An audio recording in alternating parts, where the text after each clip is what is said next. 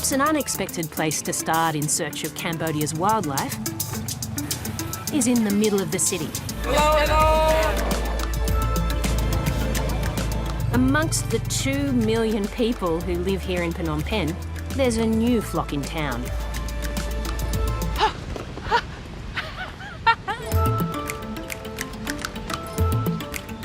That was a wreathed hornbill, and they're incredibly rare. It's a bird that you probably wouldn't expect to see in a city, but here we are. I got a tip off that sometimes they hang out around this area, so basically I've been loitering, just in case. A lot of the time they are bonded into pairs really strongly, so where there's one, I'm hoping there's more. Where are you, big birds? But it doesn't take very long before I find them. Oh, there's one. Hanging around, hoping to get a treat from the locals. Right there. Bananas. Up close, you can see the female's blue pouch and the bright yellow of the males. These birds are so large, they're able to swallow fruits whole, leaving the seeds intact, which is perfect for spreading them around forest ecosystems where they would usually live. Their wings have feathers that actually have little gaps in between, and it means that as the air gets compressed in between the feathers, they make a really big swooshing sound.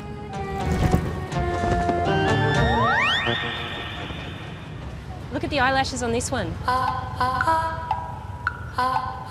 It's like it's had a lift and perm. I don't know what the story is with these hornbills in terms of them being here in the city. It's fantastic to be able to see them up close, but it doesn't necessarily mean that everything's okay. These are species that need really big hollows to nest in. They need really big, matured fruit trees to eat from, lots of figs and things like that.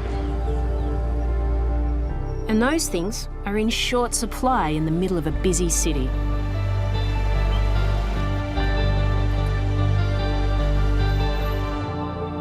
Across the globe, there's increased conflict between humans and wildlife due to competition for space. But Cambodia isn't short of people who are trying to find solutions, like those dedicated to saving one of the country's most well-loved animals. My knowledge of bears is really limited because we don't have any in Australia, right? But what I do know about them actually has to do with their exploitation rather than their biology. Across Asia, sun and moon bears are taken from the wild to be sold as pets, eaten as a delicacy, or milked for their bile to be used in traditional medicine. This is Blue. Hi, Blue. So this our handsome boys, and he's 9 years old. We rescued him from a local family in Mekong province. Vet Sophia has brought me to meet Blue, who was being kept as a pet when he was rescued. When he arrived here, he was 5 months old, and he's really weak bear. He couldn't move properly. He's one of around 200 sun bears cared for by the charity Free the Bears across Cambodia. They may be the smallest bear in the world, but they've got the longest tongue. Handy for reaching insects like termites in tight spaces. And the tasty treats the team hides for the bears to discover. They have strong smell sense, so they can smell. Like, for example, the keepers smear jam, honey, Vegemite on the tree, like Vegemite? Yeah. Really? They do love Vegemite as well because you know, like for me the taste is not very good for me, but it's really good for the bears. They love them so much. Okay, well this sun bear is the only other animal in the world except for Australians that likes Vegemite. Yeah, they do. Bear care runs in the genes around here. Sophia and her father, Mr. Heng, work day in and day out, caring for the rescued bears like they're a part of the family. That is my dad. Oh. good. So he's been working with Free the Bears For a long for a time. long time. Yeah.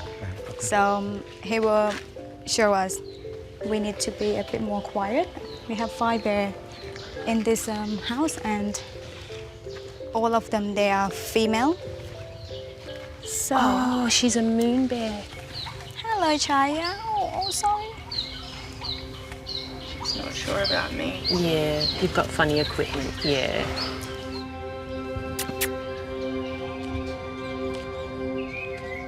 I can see that she is missing a foot. When it was in the forest, they caught in the snare trap. Snare traps are quick, cheap and easy to make, which has led to hundreds of thousands of them being spread throughout forests by poachers. When I was young, I saw bears who missing a paw. It shocks my heart, and then I really broken because he walked not really stable, like limping, and it's difficult for him to looking for food like normal bears.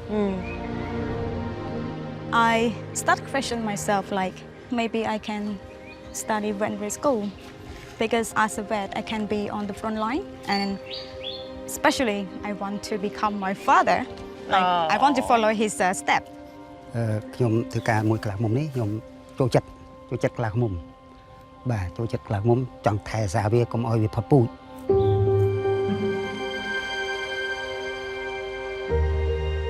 Because of their injuries, Chaya and Blue can never be released. But Research Program Officer Tona is using camera traps all over Cambodia to work out how to save those still in the wild. So normally for the bear, I would recommend to tie up like 1 meter from the ground. The ultimate goal of my study, my research is to stop the bear being taken from the wild.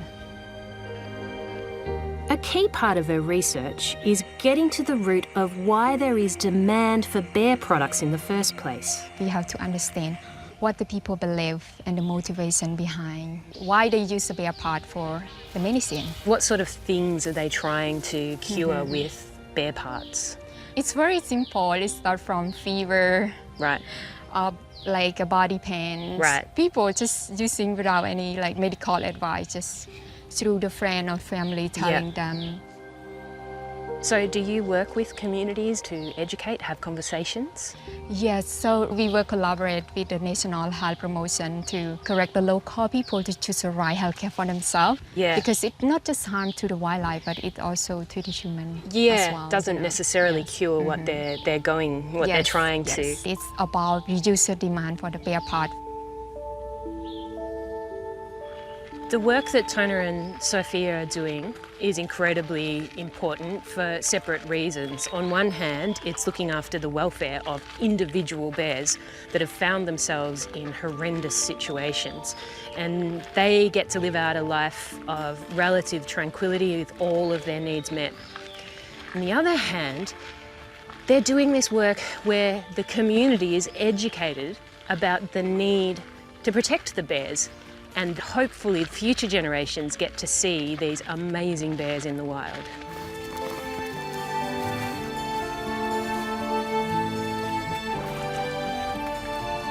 Today offered some great insight into the work of Cambodian conservationists, dedicated to restoring the balance between humans and nature.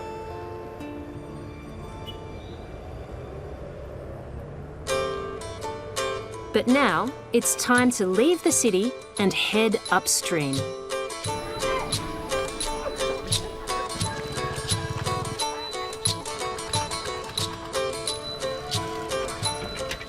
So last night, drove out of Phnom Penh and was in the car for about 5 hours to get to Poaching. But I'm here because in this stretch of river, apparently, lives the nation's living treasure, and I've got to see that. I'm talking about the Irrawaddy River dolphin. It's thought that there are only 89 left in Cambodia. Restricted to the deeper pools where they can swim freely, It puts them in direct competition with the local fishers who favour the same fishing holes.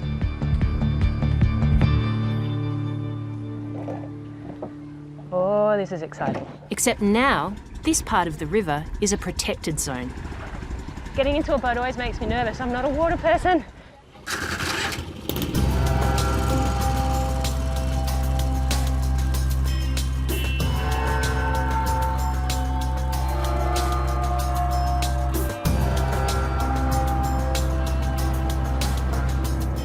All right, we're out on patrol. We've got all the river guards here.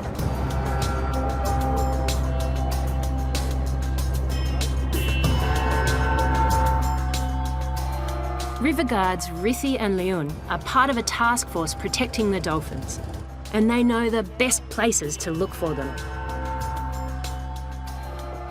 សោតហ្នឹងគេមានអន្លង់វាសម្រាប់គាត់រស់នៅវាមិនចេះតែរស់នៅប៉ាណាប៉ាណៃទេអញ្ចឹងនៅសម្រាប់ខែតែរដូវទឹកឡើងនេះបាទខែទឹកឡើងហ្នឹងគឺឡើងមកលើទៅមិនដឹង A dolphin just ដល់ពេល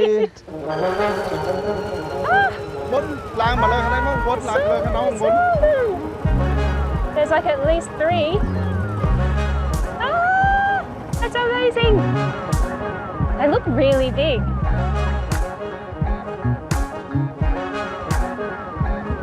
It's like a family of 4. The river guards patrol this part of the river looking for evidence of banned fishing methods like gill nets, the most common cause of death for these dolphins.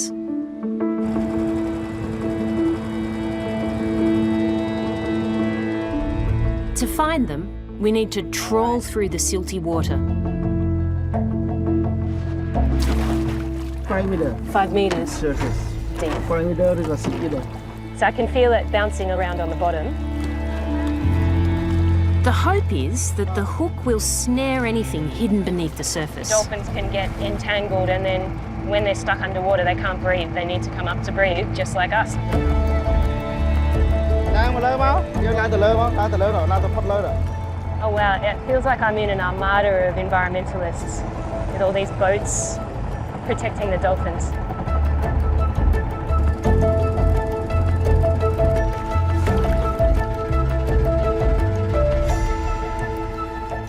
The moment of truth. យ៉ាទៅនឹងចង់ត្រូវ Okay No gill nets. យុទ្ធការ You know, I really wanted to find a gill net, but it's really good that we're not finding gill nets. With the river guards around, fewer dolphins are dying. They're out patrolling come rain, hail or shine, and it's clearly really personal. So what's it like when you see a baby? អារម្មណ៍សប្បាយអត់មានអារម្មណ៍អីច្រើនទេមានសប្បាយ ដូចជាគ្រួសារយើងទៅវិញ ហ្នឹងហើយដូចថាកូនចៅយើងវាកើតមកទៀតអញ្ចឹង What about the fishermen? How do they react to you wanting to take their nets? ជាធម្មតាគាត់ខឹងសម្រាប់ខឹងគាត់ដែរយកធីដឹងខ្លួនគាត់ខុសតំបន់អភិរក្សសត្វសោតតើគេហាមប្រភេទអីខ្លះដែលក្នុងតំបន់ហ្នឹងគេមិនអនុញ្ញាតឲ្យគាត់យល់ដឹងកាលណាតែគាត់យល់ដឹងហើយការពីរបស់យើងគឺបានជោគជ័យ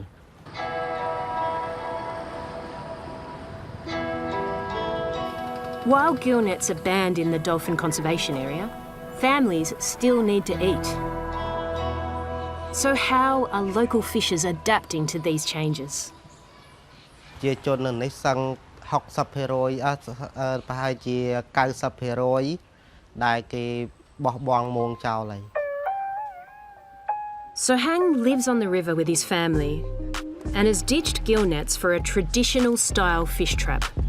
លបនេះបើចេះតាំងពីអាយុប្រហែលជា 12-13 ឆ្នាំដែលគាត់ឲ្យយើងជួយគាត់បានជួយម្ដងម្កាលអញ្ចឹងដល់ពេលជួយយូរចេះរហូតដល់គាត់បដោយបានហ្នឹងយើងអាយុ Something he's started showing his own kids and is attempting to teach me. Under there. អូខេហើយរត់វាឡើង Yeah. To keep that tight and then slip knot. អូខេ There. គាត់បដោយឲ្យធ្វើបាន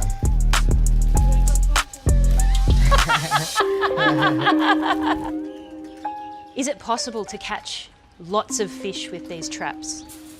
អត់ទៅជាបានច្រើនទេតែបានពេលខ្លះទៅបាន1 2អីចឹងគ្រាន់ហូបដែរ So of all the things to catch in your river, what's your favourite to eat? ជីវៈច្រើនណាជីវៈចម្រុះត្រីច្រើនណាតែរស់នៅក្នុងទន្លេនឹងច្រើនមុខមែនតែន តែបើត្រីឆ្ងាញ់ជាងគេមានអីឆ្ងាញ់ជាងត្រីប៉ាស្អីទេព្រោះ By changing the way they feed their families, So Hang and his community are finding ways to live alongside the dolphins.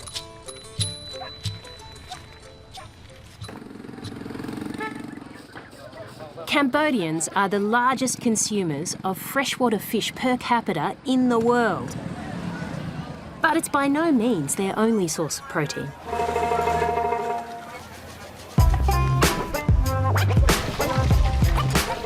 One of the many fast food joints you see when you're on the streets of Cambodia serves a snack packed full of energy.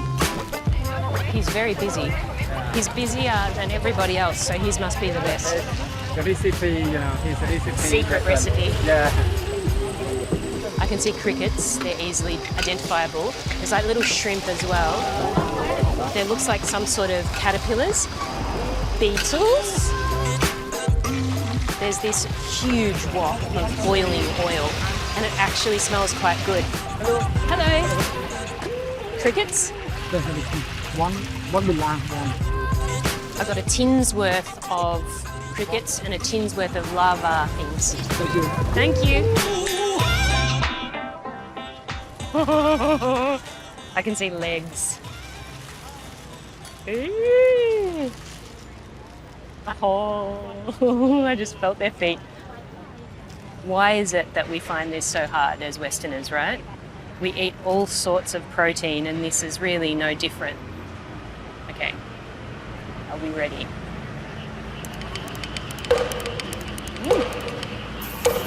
Crunchy, surprisingly sweet. Oh, what are they? Lava of some description. I don't know what they are.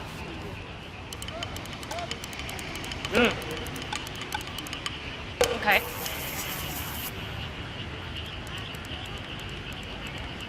Okay, that one's way more juicy. Whatever that is has guts. To find out more, I'm headed straight to the source. An insect farm run by Vong and Roz, who can show me around.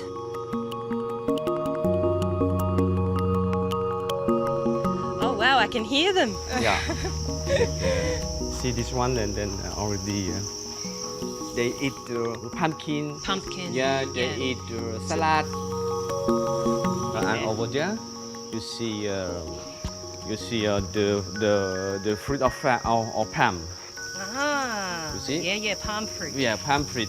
The cricket like a lot of. So, where did the idea come from for you to start insect farming? So my idea just, after COVID, we decided with my wife, given the idea of my mom, she told me when I was 1 year old, during Khmer Rouge, we don't have anything to eat. The first food that my mom took it to feed me, that the cricket. So that's why I like so much. When my daughter and my small boy a little bit. When Vong was a baby, Cambodia was ruled by the Khmer Rouge, a brutal regime that caused the deaths of around 1.7 million people, a quarter of the population, through forced labour, executions and famine.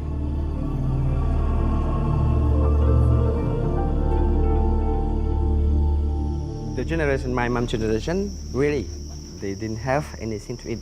They need to eat. Yeah, they need to eat something. Yeah, something.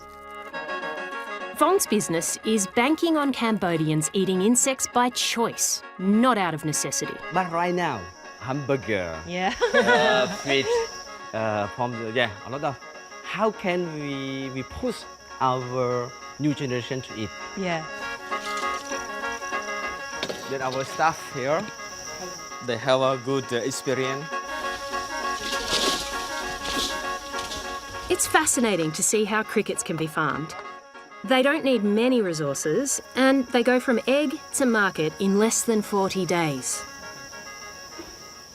Do your family try and get free crickets? All my family, Yeah. yeah, the same the family of my wife. Yeah, everyone wants crickets everyone. now. And the dog, they eat the cricket. The dog too. eats the cricket? Yeah, they like so much.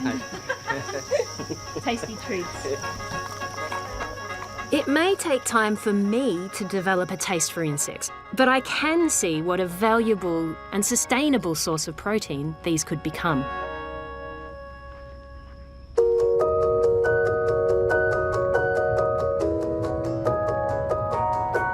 Today I'm up before sunrise to hopefully catch a glimpse of a species that was predicted to be extinct by 2023. These birds are most often seen way off in the distance and covered by grass. So I'm hopeful, but I'm also realistic. I'm looking for the Bengal Florican, a large bird living on the floodplains 80 kilometres south of the city of Siem Reap. There are fewer than 800 left in the wild. It's really rare to have this sort of habitat anymore, almost anywhere in the world. Grasslands are one of the easiest places to turn to agriculture, to build houses on and things like that, because they're open and flat already. And that makes this place really precious.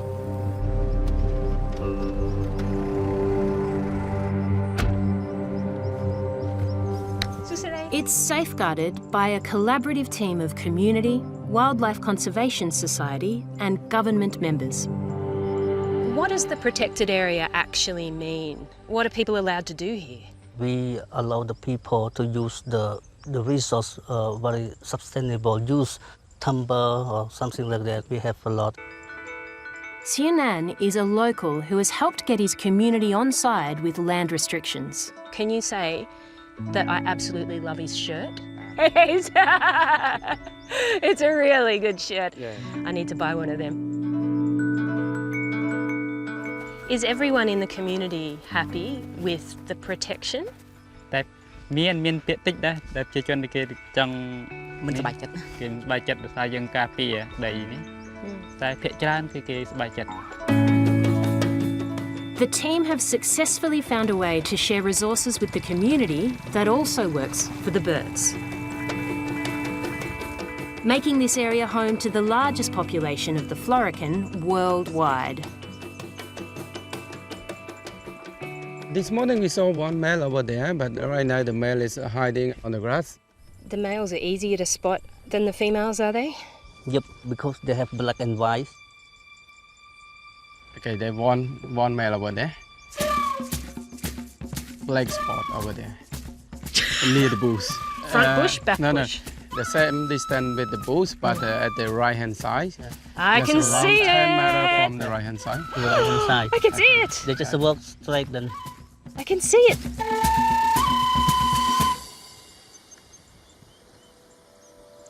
What size would he be? So the size like the duck, 2 kg or something. Or Oh, he's quite 2.5. heavy. Ooh. Yep. It's the breeding season, and the male they like to jump up and down to attract the female. Oh, the bird is great. Oh, he just floated up and down! Oh, nice. Look at that! Whee! What a view! One of the most endangered creatures in the world.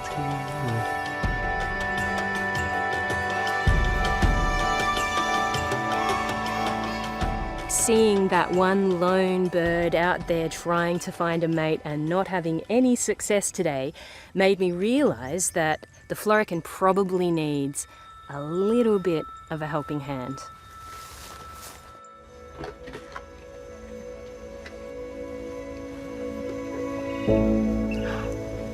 Oh my goodness.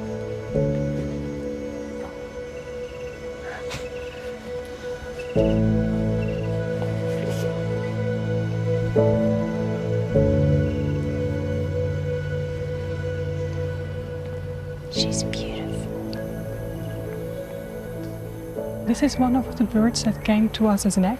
We've incubated it here and hand-reared the animal.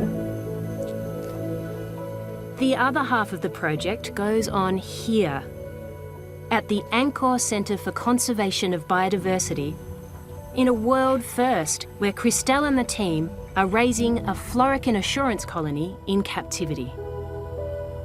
Why establish an assurance colony? Break it down for me. So to safeguard the animals from possibly going extinct, we want to establish an assurance colony with the idea that we're breeding here, building that population, and once their habitat is safe, release those animals back to the wild. How many chicks have you brought up now? This one, the third one. The third one, the third baby.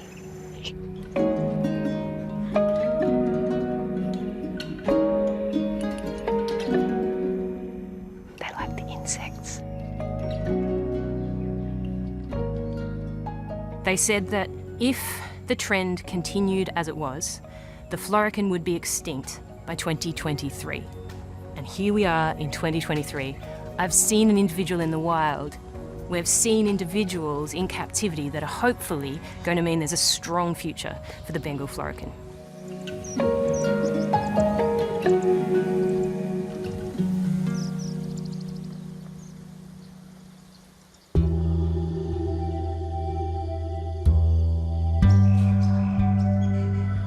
My journey is ending at the ancient temples near Siem Reap.